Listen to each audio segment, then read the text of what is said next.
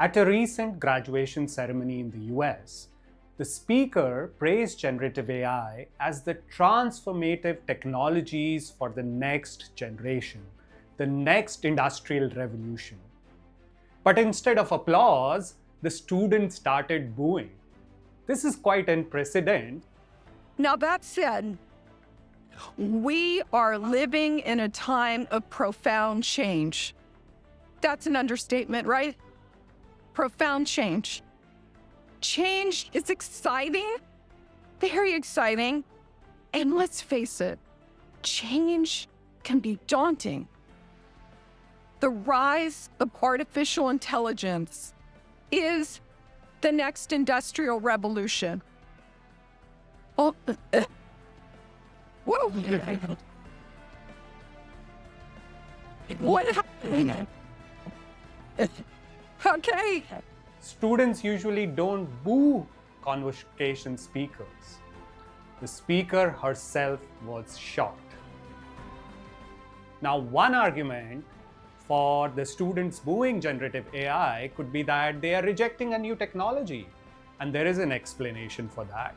People often fear technologies when they first appear. This happened with the printing press, it happened with the internet, it also happened with automation. So yes, some of that backlash against AI comes from the fear of change. But I think that explanation is incomplete. People do not simply distrust AI as a technology. My thesis is they distrust the people and the companies that own it. They distrust the incentives behind it. So the backlash against AI is also a backlash against its concentrated ownership. That is the argument I want to make in this video. The problem is who owns it and what they want from it. And that's why people have so little reason to trust them. To understand this, we need to look at how companies like AI and Anthropic are valued.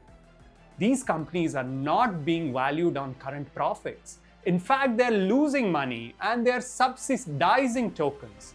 Every prompt costs money, every generated answer uses computing power that is costly. They're being valued sometimes hundreds of billions of dollars on what investors believe they may control in the future. Your attention.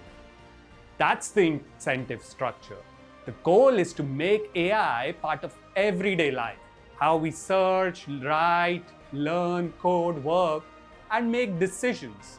And that is why public distrust is there, because we've seen this story before.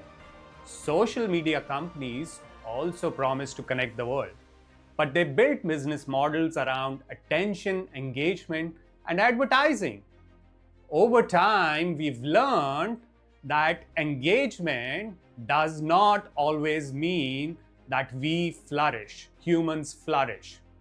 It could also mean addiction, misinformation, and mental distress. There is now serious research showing that Facebook's introduction on college campuses was associated with worse mental health outcomes among students.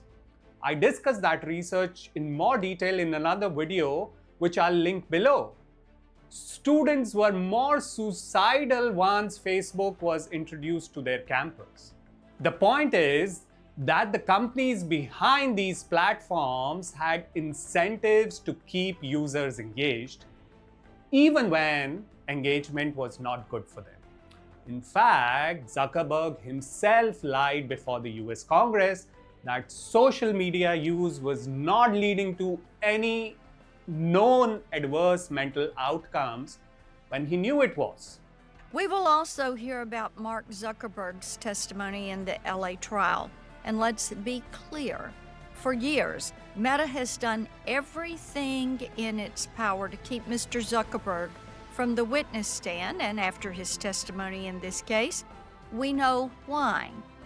He has lied to Congress for years, whether it was about Meta's goal to increase screen time or about Meta's own internal research showing that there was a negative correlation between social media use and teen mental health. One thing is abundantly clear.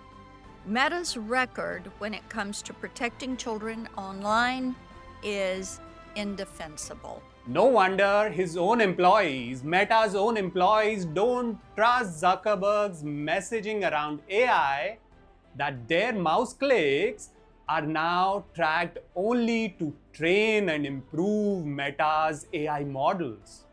They fear that they are training their replacements.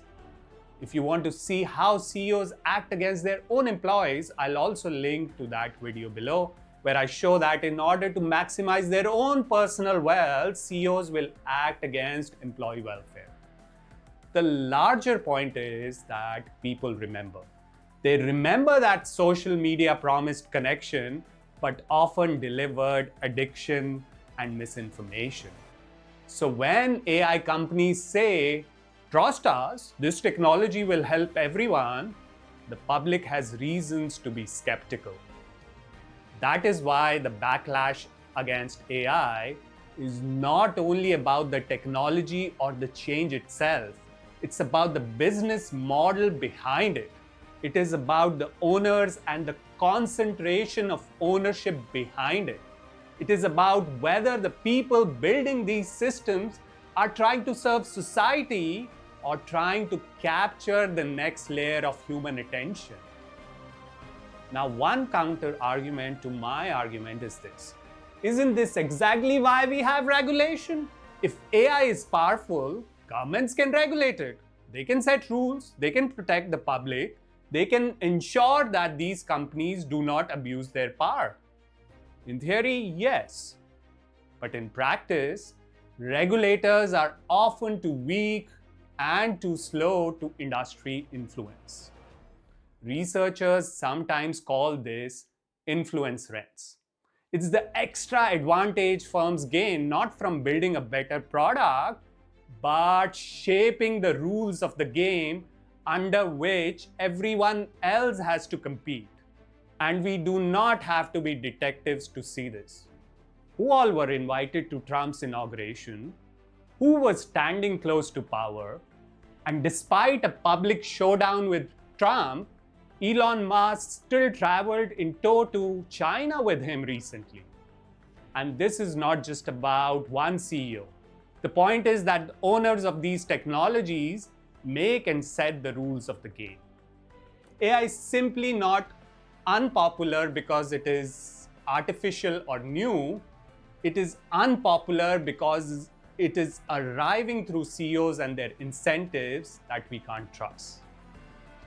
That's my argument for today. Thank you for joining me on Devil Wears Data. I'll see you next time with another research-packed video.